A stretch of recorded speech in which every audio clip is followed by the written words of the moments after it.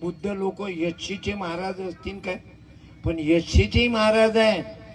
2 कीर्तनकार आहे, एक डॉक्टर पवन दवंडे आणि एक आहे संगपाल वर्धा.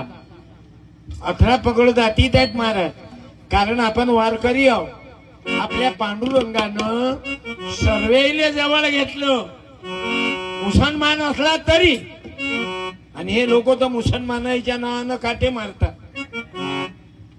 याईले फक्त आगा लावणं आहे धर्मात. हिंदू मुसलमानात भांडणं लावा, यायचे तुकडे करा. हिंदू बौद्ध आहेत भांडणं लावा.